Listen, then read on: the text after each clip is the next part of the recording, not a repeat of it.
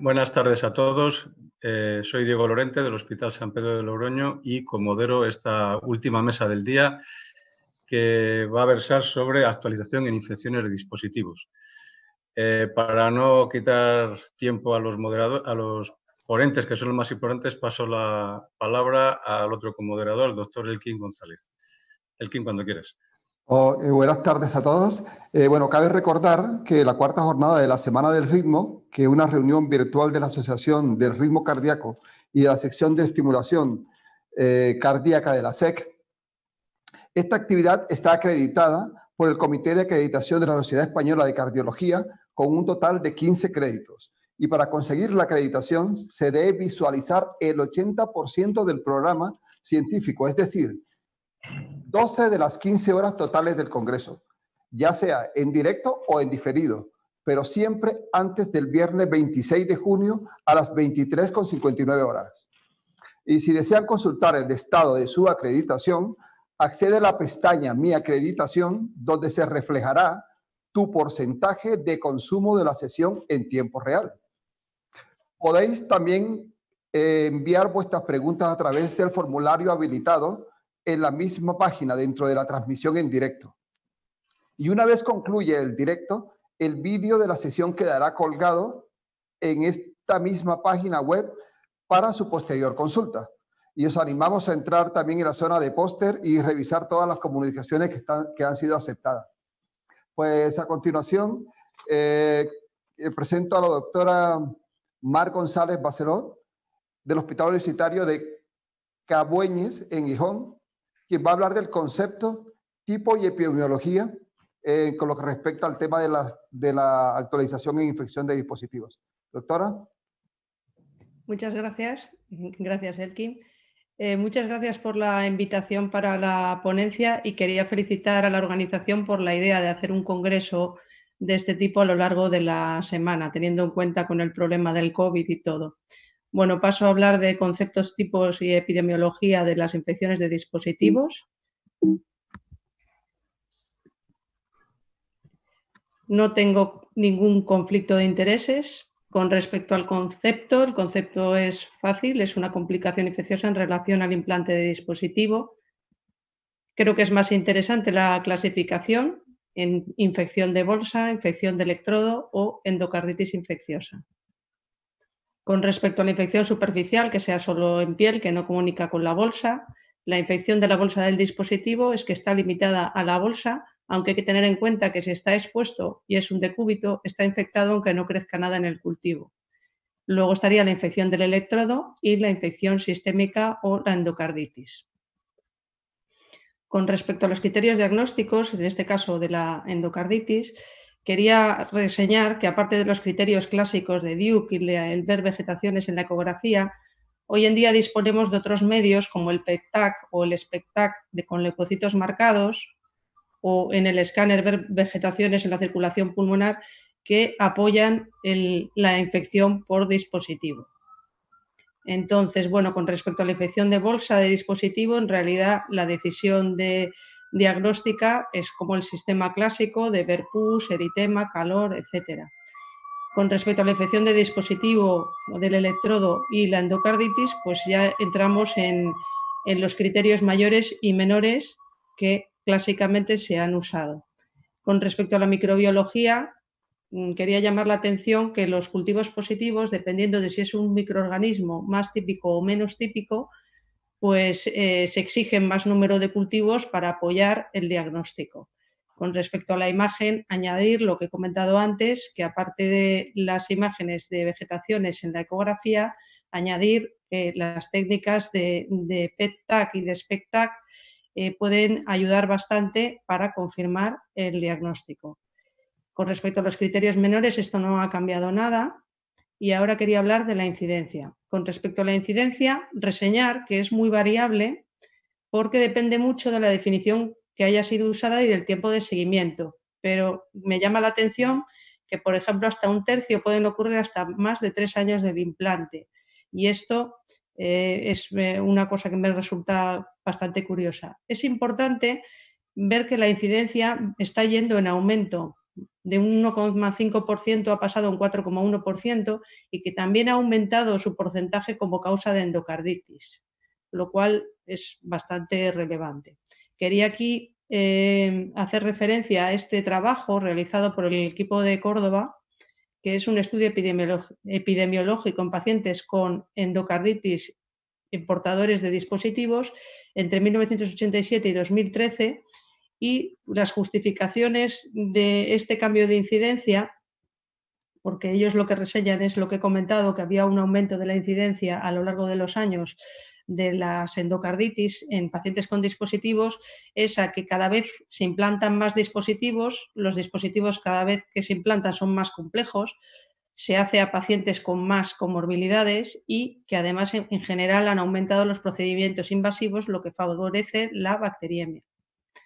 Con respecto a la mortalidad, pues lo mismo, es muy variable porque depende mucho también de cómo se ha definido la infección de dispositivo como local o sistémica. Con respecto a la etiología, quería reseñar las vías de entrada. La contaminación local, que esa suele ocurrir en menos de un año la infección, y la prevención serían los cuidados en el implante. Y luego está la vía hematógena, la flebitis, osteomielitis o cirugías que se realizan posteriormente, y aquí la prevención está en los protocolos de flebitis y el tratamiento precoz de las bacteriemias en los pacientes con dispositivos. Aquí habría que mirar, según el tiempo de la infección, el tipo de microorganismo para que nos sugiera cuál ha podido ser la vía de entrada, y aquí reseñar la importancia de la prevención. Con respecto a los microorganismos, en su gran mayoría son gram positivos, y aquí llama la atención que ha aumentado la meticilin resistencia. En general son Staphylococcus aureus, coagulasa negativo, y Staphylococcus aureus.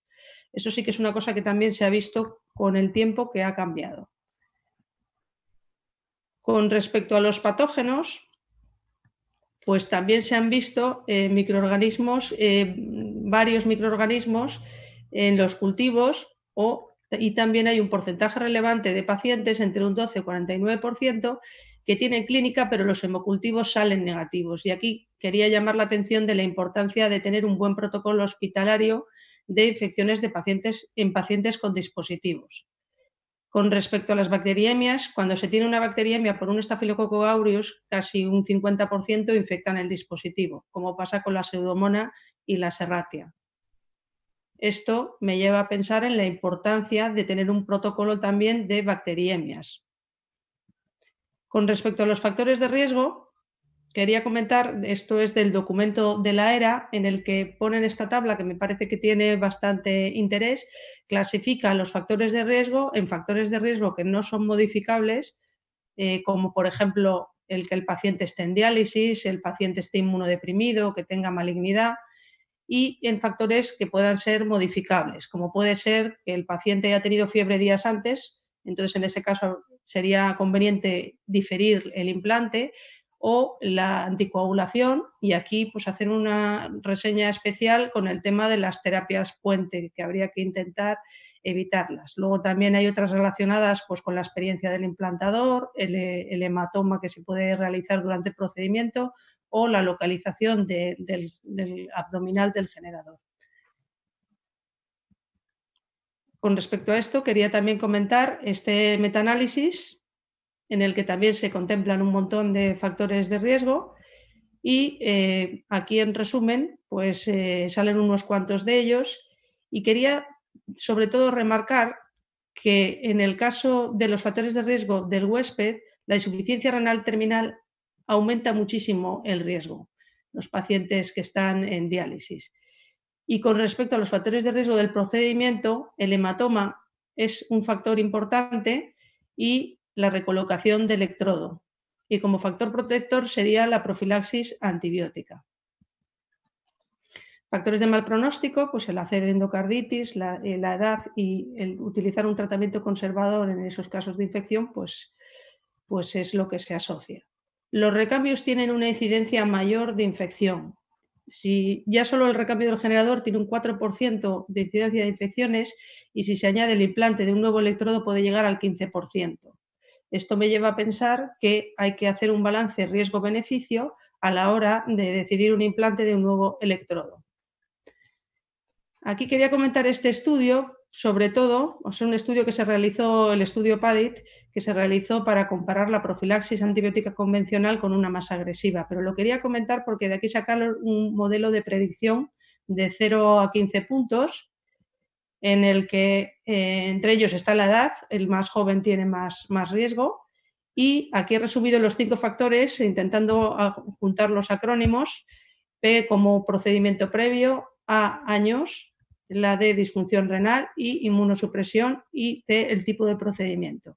Aquí no se habla ni de los anticoagulantes ni de los hematomas porque no se analizó.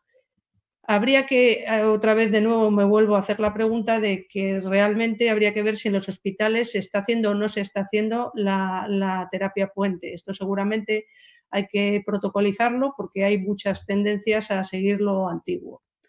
Con respecto a la escala, pues se definen varios grupos de riesgo y a partir de 7 puntos pues ya hay un riesgo alto de infección.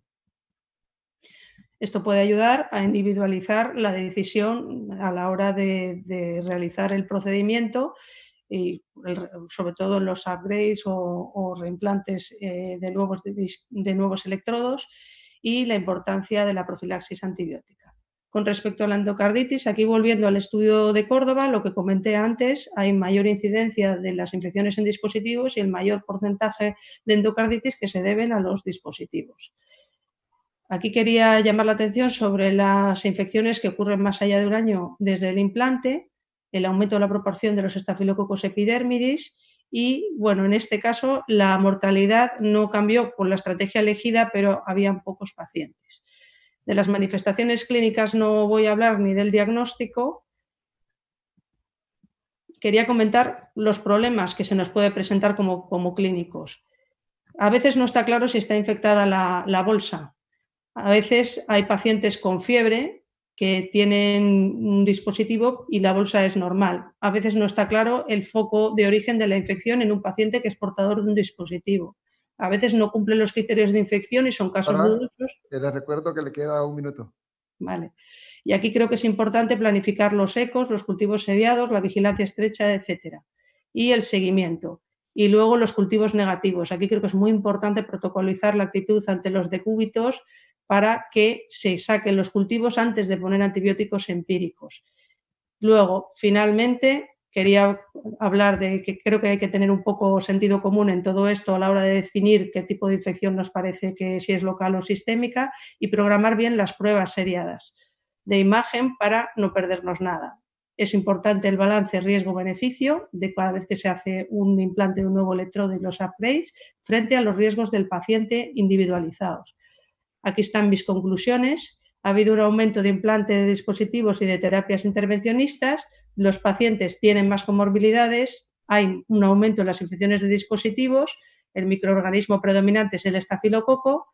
Es importante la prevención de las mismas y el diagnóstico precoz y sopesar los riesgos-beneficios individualizados en cada paciente. Muchas gracias a todos. Muchas gracias, Mar, por tu excelente revisión. Y ahora, a continuación, la doctora Marisa Fidalgo, del Hospital de León, nos va a comentar cómo podemos prevenir estas infecciones. Marisa, cuando quieras. Hola, buenas tardes.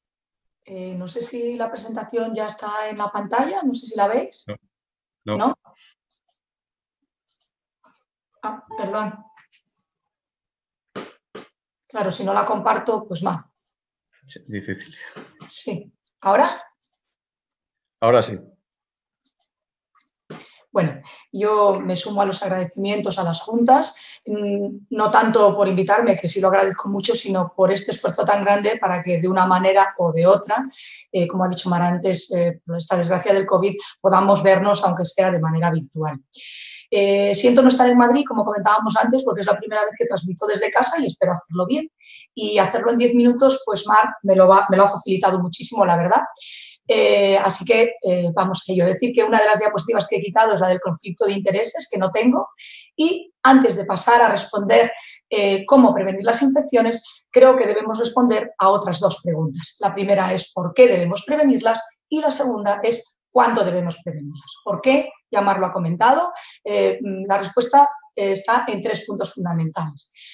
Por su incidencia, aunque se considera un valor promedio aceptable entre 1,5 y 2,5%, decir que debemos conseguir un 0% de infecciones y que los estudios de intervención como el PADID y el RAPID casi lo han conseguido, es decir, han ido bajando el número de infecciones entre un 0,9 y un 1,3%. Pero como Mar ha dicho, esta incidencia incrementa en los últimos años porque implantamos más, sobre todo desfibriladores, los dispositivos son más complejos y nuestros pacientes tienen más comorbilidades porque sobreviven más. También lo ha dicho Mar, porque se asocian a un aumento de la morbilidad, pero sobre todo de la mortalidad. La incidencia de infecciones hace que los pacientes tengan hasta un 8% de mortalidad incluso mantenida después del tratamiento con éxito de la infección. Y si los comparamos a los pacientes infectados con los no infectados, esa mortalidad puede ser 7 veces superior.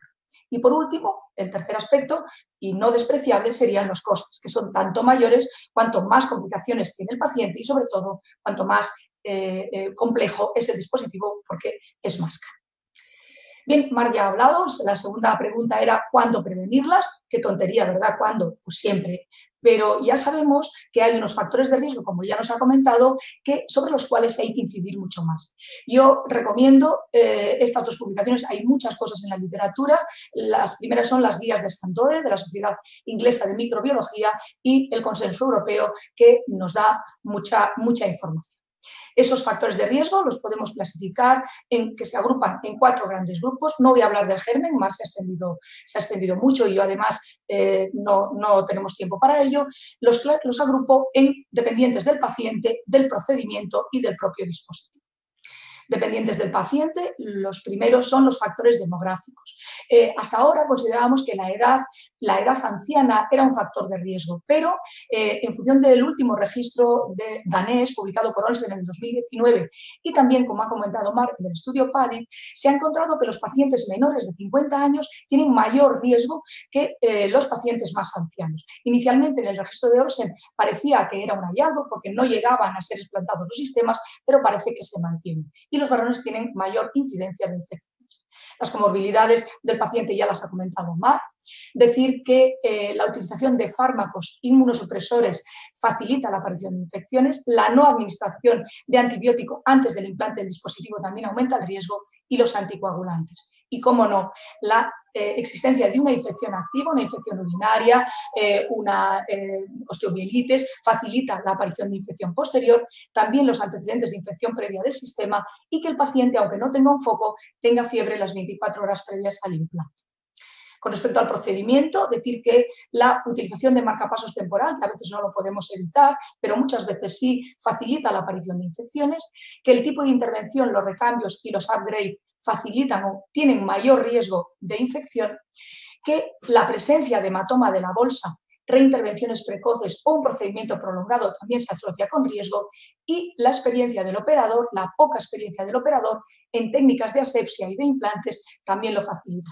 Quiero llamar la atención sobre todo con respecto a los recambios de marcapasos, que a veces pensamos que es un procedimiento banal y realmente puede hacer que lo que era un procedimiento sencillo facilite la aparición de infecciones si el operador no es experimental. Y ya el tercer aspecto, que hablábamos de los factores de riesgo, sería el dispositivo.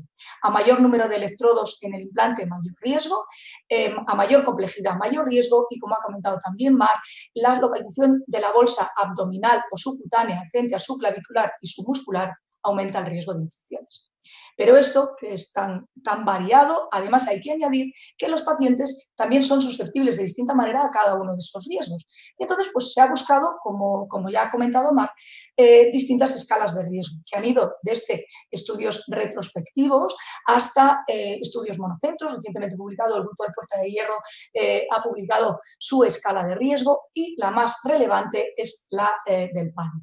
Decir que, como ya hemos visto en la anterior presentación, que hay 2 o 3 factores muy importantes, que son que sea un upgrade, que son los de más puntuación, que tengan 2 o más cirugías el mismo paciente.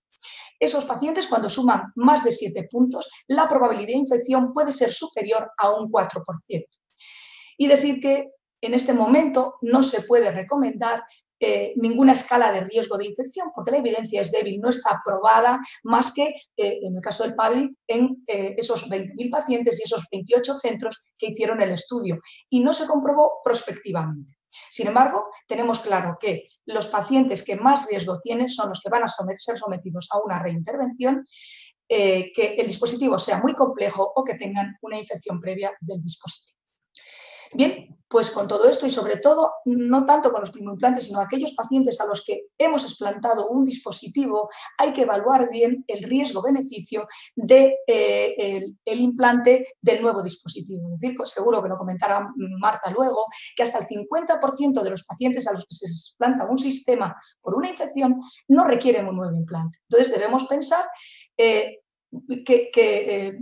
si nuestro paciente requiere ese implante, y si lo decidimos, pues tomar las medidas oportunas. ¿Dónde vamos a tomar las medidas? Pues en 3 puntos: antes del implante, durante el implante y después del implante. Antes del implante, decir de manera muy resumida con respecto al quirófano, que tiene que ser un quirófano con condiciones de asepsia quirúrgica, no vale un quirofanillo, con unas condiciones de presión positiva, salvo que por desgracia nos haya tocado un COVID y tengamos que poner la presión negativa, y que el implantador sea experimentado. Así pues, antes del implante yo me voy a referir a 2 aspectos importantes, que son el paciente y a la administración de antibiótico intravenoso. Bueno, no me voy a parar en todos estos aspectos, en cómo hay que rasurar, en que hay que retrasarlo lo más posible si el paciente tiene un proceso infeccioso, y que debemos decidir ese riesgo-beneficio, si es prevención primaria, si es una disfunción sinusal, etc. Muy importante, los anticoagulantes, porque sabemos que el hematoma está claramente relacionado con la utilización de estos fármacos o con una hemostasia no apropiada. Es decir, que está formalmente contraindicado la asociación de heparina con algún anticoagulante, es decir, que la heparina puente no se debe utilizar. Que si el paciente toma varfarina o en nuestro caso Sintron, debemos hacerlo generalmente en las recomendaciones actuales sin interrumpirlo, pero con unos rangos de INR. En nuestro hospital utilizamos las recomendaciones del doctor Cano, que son entre 2,5 y 3,5, y la verdad es que nos va muy bien. La recomendación es que se suspendan los antiagregantes 5 o 10 días antes. Yo no sé vosotros, pero más del 70% de nuestros pacientes son ingresos urgentes. Si tengo que tener a un paciente 10 días esperando un implante, pues a lo mejor se infecta pues, por una flebitis o por cualquier otra cosa. Y entonces hay que recurrir a la buena hemostasia. Con respecto al antibiótico intravenoso, decir que desde la publicación del estudio de Oliveira, en un randomizado prospectivo en primoimplantes y recambios, se recomienda, hubo que interrumpirlo porque el brazo que utilizaba placebo tenían una incidencia de infecciones, endocarditis y locales significativamente superior a la de la cefazolina. Así pues, entonces debemos administrar en todos nuestros pacientes cefazolina intravenosa entre 1 y 2 gramos, salvo que el paciente sea alérgico, que utilizaríamos vancomicina. Y esto debería hacerse 1 hora antes de la intervención si es la cefazolina y 2 horas antes, previas a la incisión, si es la vancomicina. Durante el implante, la preparación de nuestros pacientes ha cambiado, ya no se recomienda la utilización de povidona, el bien conocido betadine, pero no basándonos en estudios de pacientes portadores de dispositivos. A la espera de los resultados del Clovis, se basa el consenso de expertos en estudios de intervenciones sucias, abdominales, etcétera, etcétera. Recomiendan clorexidina en su forma alcohólica o no, y preferiblemente alcohólica. No es útil la utilización. ¿Perdón? ¿Un minuto? Me queda un minuto. No está recomendada la irrigación local con antibióticos ni la capsulectomía. Y, importante, en aquellos pacientes que no podamos corregir los factores de riesgo, pues tenemos una herramienta en la que debemos pensar, que es el sobre de antibiótico, Tyres, una malla bioabsorbible cuya utilidad está probada en pacientes con muchos factores de riesgo no corregibles, que no sustituye a la asepsia quirúrgica y a la buena práctica, sobre todo en dispositivos complicados. Después del implante está contraindicada la punción diagnóstica o evacuadora de un hematoma. Si hay que drenarlo en condiciones de asepsia quirúrgica. Y por último decir que el antibiótico posimplante no hay evidencia, salvo en determinadas circunstancias que podemos comentar luego, administrar antibiótico vía oral. Bien, hemos decidido implantar. hemos corregido nuestros factores de riesgo, hemos administrado el antibiótico y debemos bueno, pues buscar alternativas, sobre todo en aquellos pacientes con factores no corregibles o no modificables, que minimicen esos factores de riesgo.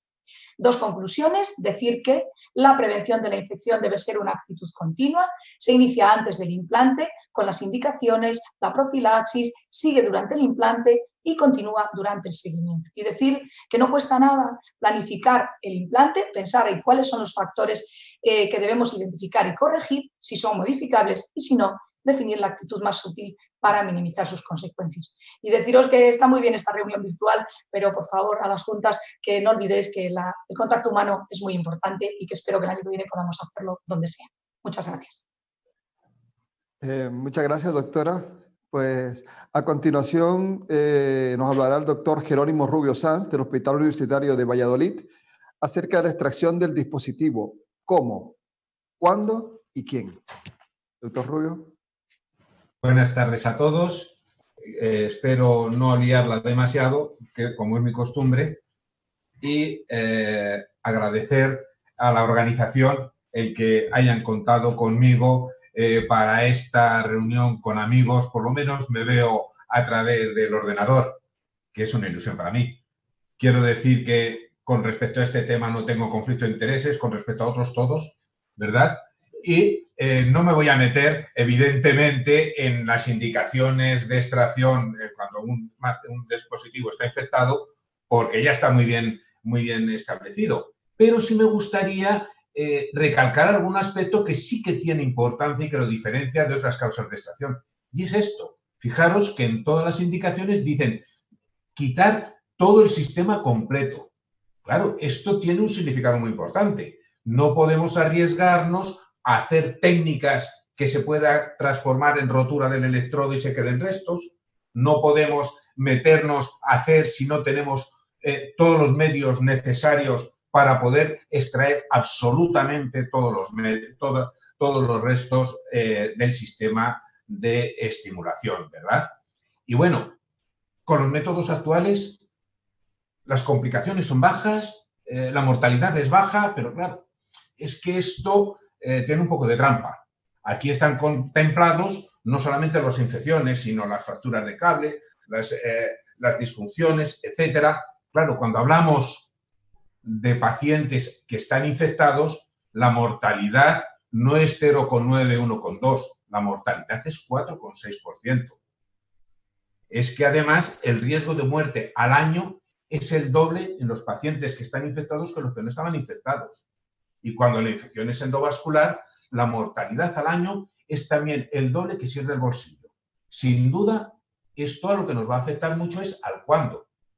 Si todo lo que estamos viendo aquí, si lo que se diferencia haciendo las mismas técnicas es en la mortalidad, es que posiblemente es la infección la causa del aumento de mortalidad tanto temprana como tardía. Es decir, traducido a la práctica, vamos a tener que hacerlo cuanto antes, la extracción.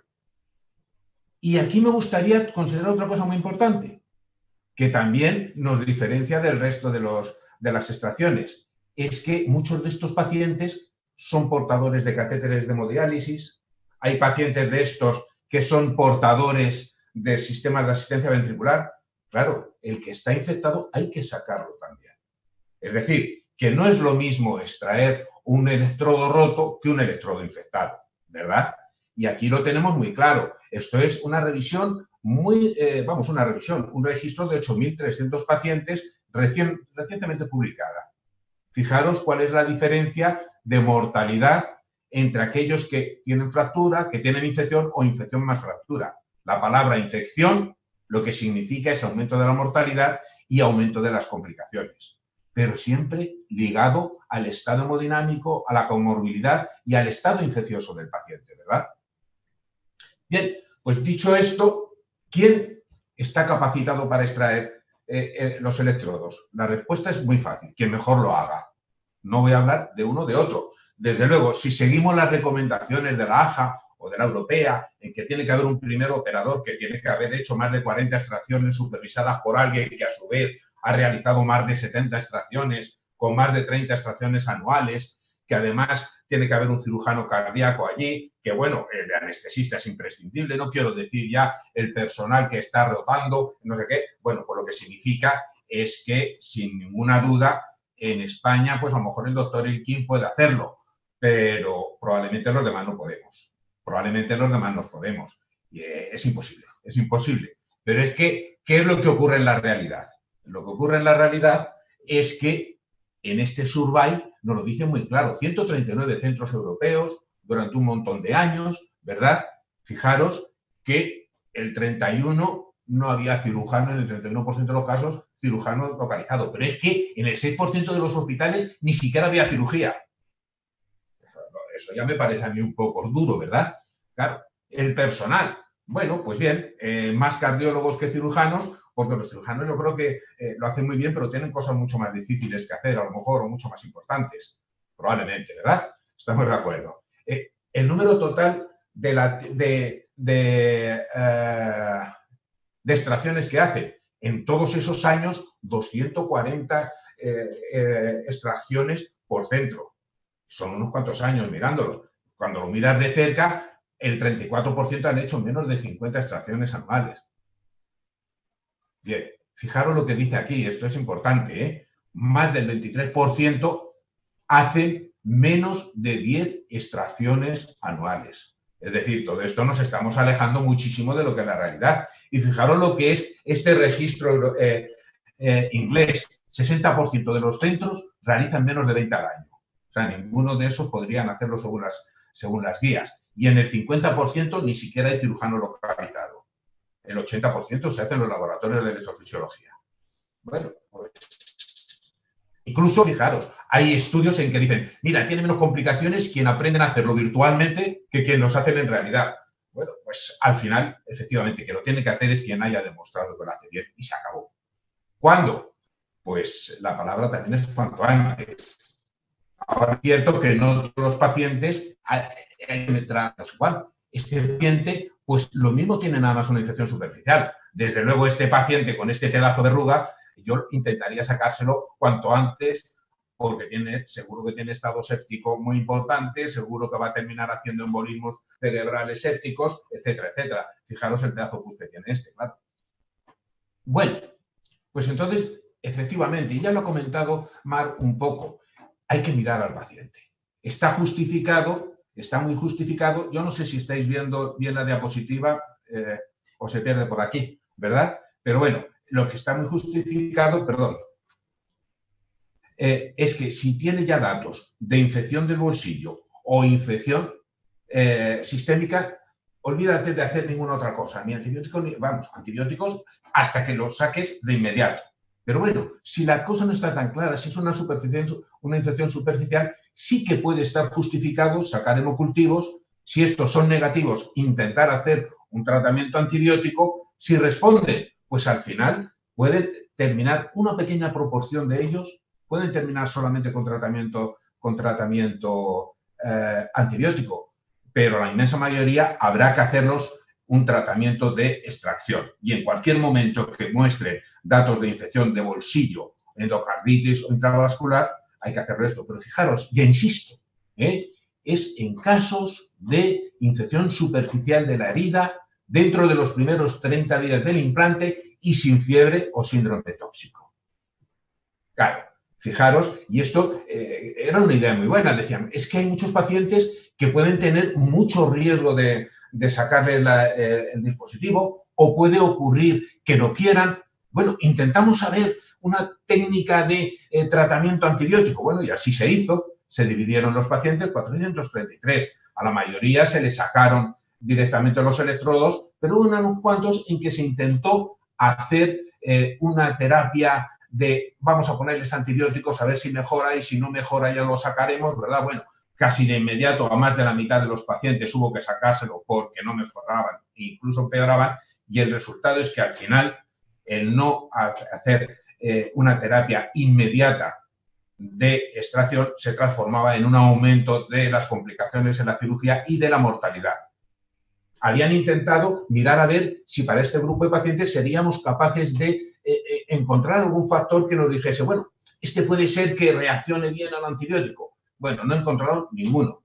Lo único que encontraron es que cuando había estafilococo o vegetaciones, seguro que iban mal. Es decir, no encontraron ningún predictor de éxito y sí de fracaso. En esto es lo que hemos quedado. Esto es un estudio semejante en que ya dividen a los pacientes en los que hacen una extracción inmediata o en los que hacen o lo van haciendo poco a poco o van haciendo con terapia antibiótica. Fijaros que la mortalidad es alta. En los que hacen la extracción inmediata es una mortalidad relativamente baja, mucho más alta en los que se retrasan. Puede llegar a multiplicarse por 7 a la mortalidad a los 30 días si no se hace la extracción temprana y, desde luego, a por 3 la mortalidad al año. Y fijaros de qué se mueren. De lo que se mueren fundamentalmente es de fallo multiorgánico y de infección. Es decir, hay que sacarlos cuanto antes. Y esto es un estudio muy clásico que a mí me parece que, a pesar de que lo mencionan mucho las guías, tiene su truco. Claro, a los que se lo sacaban antes, la mortalidad era mucho menor, tanto temprana como al año, pero claro, es que estaban también mejores.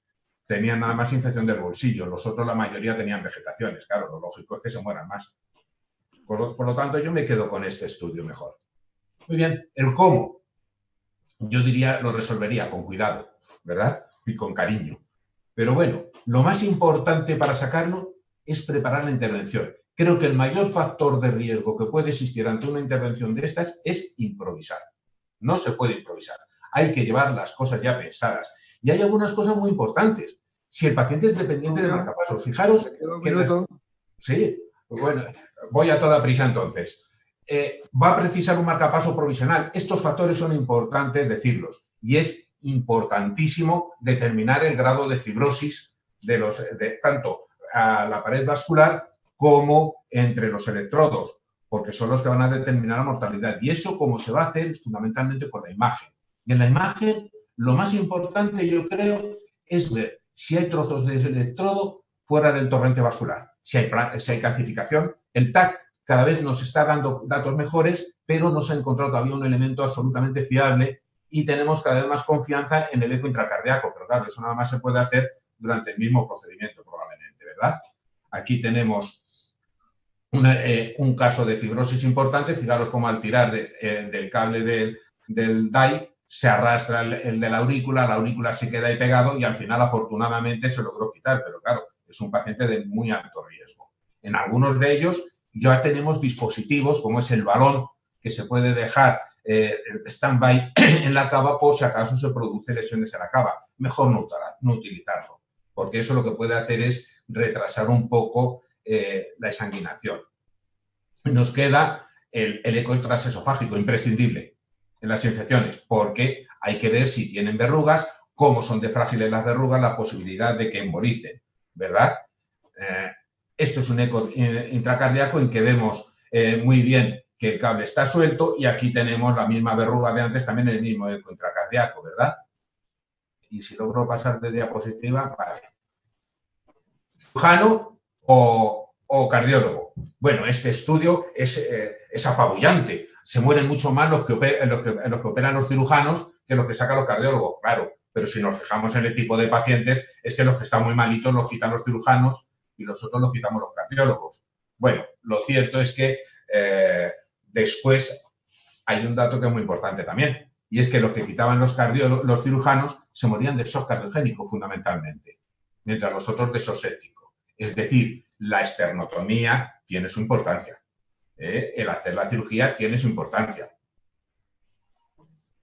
Hoy ya admitimos que nada más lo debemos utilizar cuando falla la extracción percutánea, cuando se va a hacer otra cirugía en los electrodos epicárdicos. ¿Y qué pasa con las verrugas grandes? Pues verdaderamente hay ya suficientes datos como para decir que una verruga grande no es contraindicación para intentar una extracción percutánea. Aquí tenemos los datos del estudio de Grames, en que lo reafirma y además hace una revisión de la literatura en que dice que efectivamente pueden ser sacados por vía percutánea independiente del tamaño. ¿Y cómo? Pues ya así afortunadamente no lo hacemos, ¿verdad? Dejando a un paciente que le tiren. Han salido diferentes herramientas cada vez más útiles y hoy actualmente ya prácticamente se limitan a las pistolas rotacionales y al láser. Entre ellas, ¿cuáles? Pues mira, lo mejor es ir hacia una terapia escalonada. Primero y fundamental, yo creo que es la herramienta fundamental, los estiletes. Los estiletes tirando logras sacar hasta un 44%, más de un 40%. Pero claro, lo que ocurre es que el 12% se rompen. Luego hay que sacarlo con estilete, pero no hay que exagerar, hay que pararse. Si con el estilete no se puede sin ser agresivo, empezamos a utilizar el resto de las herramientas. Y lo que se ha visto es que desde luego el láser es mucho más eficaz que las vainas de tracción, no que las rotacionales. Y para ello tenemos, y me permito felicitar al doctor X, primero por no interrumpirme y segundo por este estudio, ¿verdad?, en el que demostraron que si bien era igual el número de éxitos o algo mejor con las pistolas rotacionales, lo cierto es que lo que no había era lesiones de la cava, que es la que verdaderamente nos asustan. Luego, nosotros en concreto preferimos elegir las pistolas rotacionales. Podríamos decir técnicas para mejorar la seguridad, como es hacer una técnica mixta, tirando desde abajo, y yo les recomiendo a todos ustedes este estudio, esta revisión de la doctora Borgioni, en que dice, según los problemas, qué elemento utilizar. Pero al final, láser o pistola rotacional, en pocas palabras. Me hubiese gustado hablar de algunas cosas, algunos aspectos de este tipo, pero evidentemente ya me paso. Aquí podríamos dar 5 sesiones, ¿verdad? Un poco. No más. Y bueno, pues con esto agradezco muchísimo el que me hayan aguantado este tiempo, casi me sirve de despedida, ¿verdad? Y bueno, espero vuestras preguntas. Muchas gracias. Bueno, gracias, Jerónimo. Te has pasado un pelillo, pero bueno, ha estado muy bien hecho. De todo menos un pelillo, ¿no? Bueno, hay que ser en mi caso. Bueno, y ahora para finalizar, la doctora Marta Pombo del Hospital Costa del Sol de Marbella nos va a contar cómo hacemos el reimplante. Marta, cuando quieras. Hola, buenas tardes a todos. Yo también quería agradecer al comité organizador la invitación a participar en esta Semana del Ritmo. Y a mí me toca hablar ahora de las estrategias de reimplante. Bien, como veremos a lo largo de la presentación, realmente no hay ensayos clínicos aleatorizados que guíen la estrategia del reimplante. De hecho, si nos fijamos en la evidencia de las recomendaciones del último consenso de la ERA, vemos que son todos estudios observacionales y consenso de expertos. De hecho, entre los gaps o lagunas de la evidencia se cita específicamente el momento apropiado para el reimplante y la mejor estrategia para el mismo. Lo primero que nos tenemos que plantear, que ya lo ha comentado Marisa, es si realmente es necesario el reimplante. Ya recordamos un estudio clásico de la Clínica Mayo, que eran una revisión retrospectiva de 190 pacientes con infección, de los que en solo el 67% de los casos se consideró indicado el reimplante. Y de hecho, en la literatura nos dice que hasta en un 52% de los casos puede no ser necesario. ¿Por qué? Pues porque el paciente deja de tener indicación, porque ha mejorado la fracción de eyección o el trastorno del ritmo, porque tiene comorbilidades significativas que hacen inasumible el riesgo de la cirugía, o bien porque la indicación inicial era relativa y ya no la tiene, o bien porque el paciente se niega. De todas formas, debe ser una decisión siempre consensuada con el paciente. En segundo lugar, tenemos que plantearnos cuándo reimplantar o cuál es el momento óptimo. Y para ello hay que tener en cuenta una serie de objetivos. En primer lugar, minimizar el número de procedimientos. En segundo lugar, minimizar el riesgo del paciente sin procedimientos, es decir, el riesgo de arritmias ventriculares, de deterioro de insuficiencia cardíaca, etc. Y por otro lado, minimizar el riesgo de reinfección. Vamos a comentar brevemente 3 estudios que analizan el pronóstico de los pacientes en función de cuándo reimplantamos. Este es el estudio MEDI, que ya Jerónimo ha hablado de él. Es un estudio prospectivo multicéntrico en el que se analiza en 430 pacientes con infección la estrategia del reimplante y se les sigue durante 6 meses. En el 88% de los pacientes se realizó extracción del dispositivo y en el 57% se procedió al reimplante. Pues bien, los pacientes que peor pronóstico tuvieron fueron aquellos en los que se mantuvo el dispositivo inicial, como era de esperar, con una tasa de infección en torno al 11%, mientras que en aquellos a los que se realizó el reimplante, realmente el riesgo fue mucho menor de 1,8%, independientemente del momento en el que se realizó el reimplante. Hay que tener en cuenta que los 4 pacientes que presentaron infección, dentro de los que recibieron el reimplante, eran pacientes con comorbilidades, pacientes con neoplasia o con hemodiálisis o con hematoma o pacientes con infección por gérmenes agresivos. Los autores lo que nos dicen es que la tasa de infección tras la extracción es baja, independientemente del momento del reimplante, y que probablemente haya comorbilidades que puedan influir en el pronóstico más que incluso el propio momento del reimplante. Bien, este es un segundo estudio que quería comentar, es un metaanálisis que ha sido publicado hace muy poquito, que nos da idea un poco de cuál es la evidencia a este respecto. Y es que de los 361 estudios que inicialmente se seleccionaron, realmente finalmente solo se incluyeron 8 estudios. Todos ellos además estudios observacionales, 3 prospectivos y 5 retrospectivos, estudios que englobaban 344 pacientes entre 50 y 70 años, fundamentalmente con marcapasos y desfibrilador, aunque un par de ellos tenían también dispositivos de terapia de resimulación cardíaca, y el tiempo hasta el reimplante oscilaba entre los 0 y los 42 días. Pues bien, la tasa global de reinfección fue baja, del 0,45% por persona y año, y cuando analizaron el pronóstico en función, es decir, el riesgo de infección en función del momento en el que se realizó el reimplante, se encontraron con un hallazgo poco esperado, y era que los pacientes con un reimplante más tardío eran los que tenían mayor incidencia de reinfección, hasta 4 veces más. ¿Por qué? Bueno, pues los autores lo que nos dicen es que son pocos estudios, pocos pacientes, dificultad para ajustar por factores de confusión y probablemente los pacientes con un reimplante más tardío eran también los que tenían más comorbilidades, mayor incidencia de infección sistémica y probablemente los pacientes de peor pronóstico. Y en tercer lugar, quería comentar esta revisión. Es un estudio descriptivo del Hospital Virgen de Rocío de Sevilla, que describe su experiencia en dispositivos durante 30 años, 325 infecciones entre locales y sistémicas, fundamentalmente marcapasos y DICE, aunque también ha habido algunos pacientes con TRC. Y ellos utilizaban como técnica de extracción fundamental la extracción percutánea, con una alta tasa de curación. Bien, lo traigo aquí porque ellos distinguen entre 2 estrategias de reimplante en un tiempo o 2 tiempos, tanto las infecciones locales como sistémicas. En un tiempo era el mismo día del explante y en 2 tiempos era pues, una media de 6 días en el caso de infecciones locales, 6 días después del explante y de 10 días en el caso de las infecciones sistémicas. Hay que decir que para hacer el implante en un tiempo en el caso de infecciones sistémicas, los hemocultivos debían ser negativos. Pues bien, la tasa de recidivas fue similar en ambos grupos, tanto en infecciones locales como sistémicas. Únicamente el número de reinfecciones sí que fue superior en el grupo de reimplante en 2 tiempos, en el caso de infecciones sistémicas, pero probablemente porque en este grupo había mayor incidencia de DAI y de TRC, que como sabemos son procedimientos más complejos, más laboriosos y con más riesgo de reinfección. Es verdad que este estudio tampoco se aleatorizó, es decir, no se aleatorizaba a estrategia a un tiempo o a 2 tiempos, tampoco se definen específicamente las características basales de los pacientes que van a una u otra estrategia, pero a pesar de ello los autores nos dicen que la extracción percutánea tiene resultados satisfactorios y que el reimplante en el mismo acto no parece ser inferior al reimplante en 2 tiempos, eso sí, siempre que sea una infección local o una infección sistémica con hemocultivos negativos.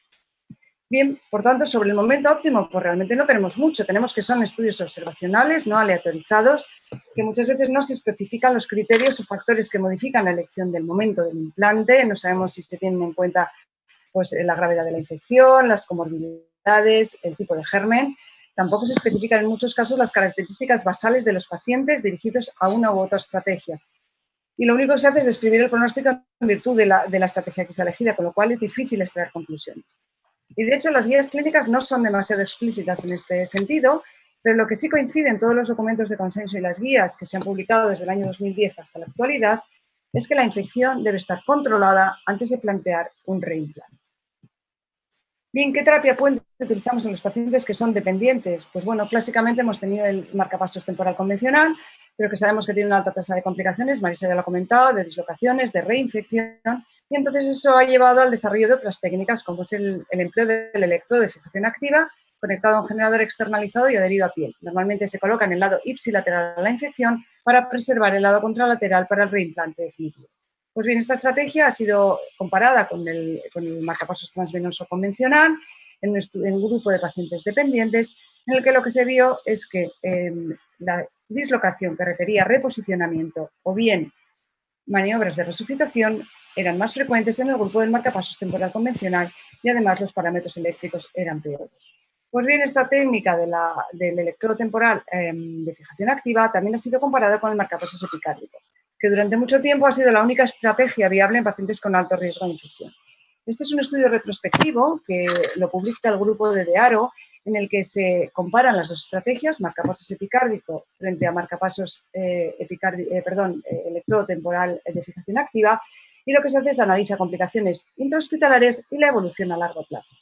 Pues bien, la elección de una u otra técnica era una elección meramente temporal. Antes del 2011 en este hospital se realizaba el implante del marcapasos epicárdico y a partir del 2011 un electrodo de fijación activa en espera del marcapasos temporal transvenoso. Pues bien, hubo cruce de pacientes entre ambos grupos, pero mientras que las complicaciones intrahospitalarias fueron similares entre ambos grupos, realmente hubo mayor riesgo de endocarditis tardía o de necesidad de reintervención en los pacientes con implante de marcapasos epicárdico.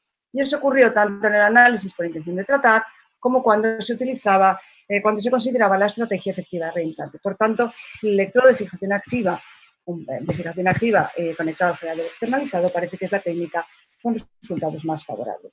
¿Y qué tipo de dispositivo deberíamos implantar? Bueno, pues tenemos los marcapasos transvenosos de siempre y luego pues la evolución tecnológica ha llevado al desarrollo de otras técnicas como son el DAI subcutáneo y el marcapaso sin cable.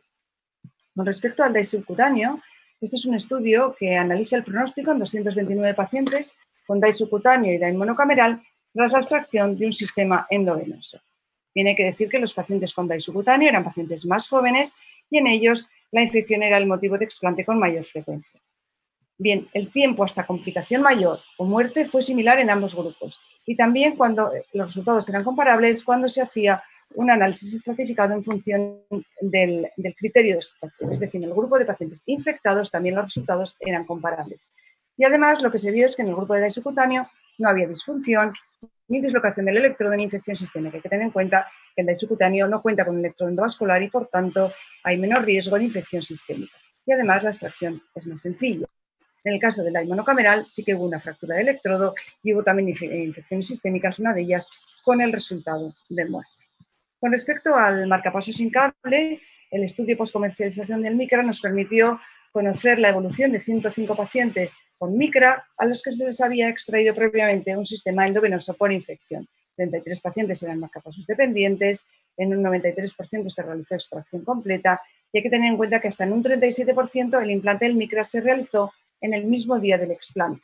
El éxito del implante fue muy elevado y durante el seguimiento de 8 meses y medio los pacientes permanecieron libres de infección. La mortalidad al año fue de un 14% y hay que decir que ninguna de las muertes tuvo relación ni con el dispositivo ni con el procedimiento de implante. De hecho, sí que hubo 6 complicaciones mayores relacionadas con el dispositivo, pero en ningún caso fue necesario su extracción por infección.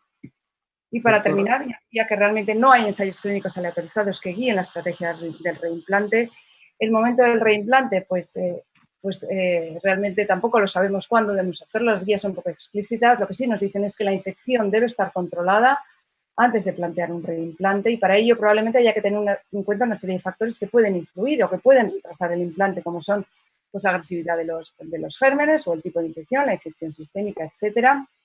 Puede haber comorbilidades que pueden determinar el pronóstico más incluso que el propio momento del reimplante.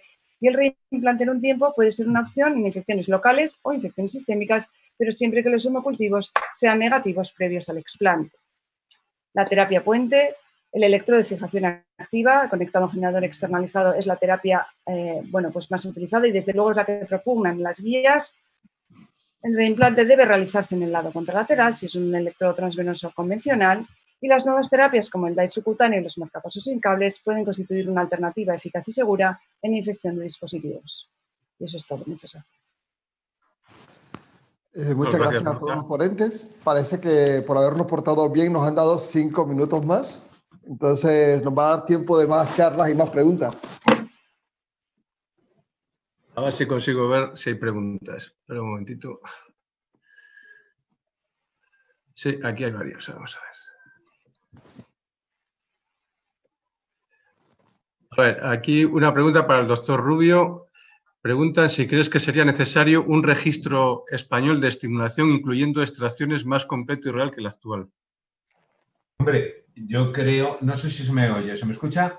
Sí, se te escucha. Vale, efectivamente, yo creo que desde luego sería ideal poder hacer un registro, además reuniendo toda una serie de datos que a lo mejor no tenemos bien, como es fundamentalmente, pues eso, ver el tiempo de extracción. Es curioso, cuando uno lee los estudios de extracción, no encuentras muy bien definido cuál es el tiempo que hay desde el diagnóstico hasta que se extrae. Con lo cual, claro, la interpretación de los resultados pues está muy sesgada, ¿no? Entonces, el que pudiésemos hacer un registro español de extracción con datos muy bien especificados, yo creo que aportaría muchísimo conocimiento. Muy bien. Hay otra pregunta, que en principio es para todos. ¿Qué experiencia o qué utilizáis en vuestros centros? ¿Cómo utilizáis los sacos o los antibióticos? El sobre antibióticos. ¿Y lo utilizáis? ¿Cuándo lo utilizáis? Bueno, si queréis, empiezo yo. ¿Ahí te toca hablar de eso? Ahí. Bueno, yo ya en el Congreso de Sevilla lo comentamos hace muchos años de eso. El sobre de antibiótico Taires en el marcado C me parece que fue en el año 2014 y nosotros, yo no sé de vosotros también, pero yo prefiero hacer 5 primoimplantes que un recambio y entonces también por el riesgo de infecciones. Es decir, que la sensación, sobre todo cuando son pacientes con muchas reintervenciones, por encima de 2, bueno, nosotros empezamos a utilizarlo. Por supuesto, quiero decir que eso no sustituye a la correcta asepsia y manejo quirúrgico de todos los demás factores de riesgo, es decir, que es una herramienta más en aquellos factores no corregibles. Y entonces nosotros somos 3 y hicimos un protocolo cuando empezamos a ver que funcionaba muy bien, en el que implantábamos el Taires a 2 grupos de pacientes. Uno, aquellos que tenían 3 cirugías sobre la bolsa, como veis, el PADID, que es del año 2019, pone algo similar, uno de los mayores riesgos es 3 o más. Y luego a pacientes que tuvieran pues, corticoides, que hubieran tenido mucho tiempo de ingreso con infecciones importantes, es decir, que el operador considerara que tenía alto riesgo de infección o marcapasos temporal, que hubiera más factores. Los resultados de los primeros 50, en el primer año, hicimos un año de seguimiento, y del número total de implantes, pues un 7%, que coincide también con los datos del PADI, consideramos que tenían alto riesgo. Deciros que no tuvimos en ese tiempo de seguimiento ninguna infección de esos pacientes y ahora, a principios de este año, llevábamos, me parece que unos 200 implantados, es decir, que desde el 2015, y no había ninguna complicación quiero decir, derivada del implante y no hubo ninguna infección. También he de deciros que el número de infecciones que nosotros teníamos en el periodo de tiempo inicial era de 2 por 1000, es decir, que estamos en un centro con bajo riesgo de infección. Entonces, nuestra experiencia es muy buena y, sobre todo, nos ha hecho perder el miedo, sobre todo eso, en upgrades, en reintervenciones más de 3. Hay pacientes que tenían 5 cirugías o un upgrade y tenemos muy buena experiencia, pero seleccionando muy bien a los pacientes. Es decir, no lo ponemos a los que son alérgicos a antibiótico, que tienen lupus y, por supuesto, es profiláctico, no es como tratamiento de una infección. ¿Alguna opinión más de la mesa? Nos has dejado claro, Marisa, con su experiencia. ¿Perdón? Que nos has dejado claro con tu experiencia. Yo le he puesto también pacientes con diálisis o en diálisis. Sí, esos se incluirían dentro del grupo que no cumple los criterios. Vamos, yo os he contado el protocolo que nosotros hicimos inicialmente por el miedo que nos daban los recambios, pero efectivamente, como tú decías, o el paciente que tenga pues una leucemia linfoide crónica, que nos hemos encontrado, que son pacientes que, aunque no reciban tratamiento, son pacientes con muy alto riesgo de infección. Si tú lo planificas, son cosas que no podemos corregir, como tú muy bien decías, Mar. Yo estoy absolutamente de acuerdo con Marisa, como no podría ser menos. Claro, además probablemente es la que más experiencia tiene aquí, por lo menos mucha más que yo. Siempre me frena un poco el precio, queramos o no, es caro, ¿no? Y creo que hay que pasar por seleccionar muy bien los pacientes, pero de luego me parece un buen avance en pacientes de muy alto riesgo. Y luego ya a lo mejor hay que separar ahí un grupo en que serían pacientes en fibrilación auricular y con muy alto riesgo, no aplicable, por supuesto, a sustitución, en que nosotros, por lo menos, lo que nos planteamos es, en vez de poner Taires, si fuese un primo implante, estamos hablando, en vez de poner Taires, en vez de poner otra cosa, lo que hacemos es poner marcapasos sin cable. Bueno, claro, sí, pero está contemplado, que es algo que no puedes, ¿no? Claro, yo estoy pero vamos, sí, en esencia de acuerdo. Muy de acuerdo. Yo creo que hay que incidir sobre todo, como dice Jerónimo, el coste es muy alto. De hecho, los ingleses tienen algún estudio que para los marcapasos en general ni siquiera lo consideran en el sistema de salud. Lo que pasa que yo creo que los cálculos son, o sea, por supuesto hay que individualizar, y ya os digo Es un 7% del total y son pacientes de muy alto riesgo. En ese estudio lo que nos has dicho es que el número de factores de riesgo de infección prácticamente tenían más de 3 factores de riesgo el 98% en el nuestro y más de 5 el 70%. Es decir, que eran pacientes que tú seleccionas mucho. Entonces, efectivamente, es caro con respecto a un marcapasos, porque igual es del mismo precio. Pero claro, si el marcapasos va a durar 15 años y tú, como decía Mara, además, que comentaba que las infecciones pueden aparecer incluso 1/3 a partir de los 3 años.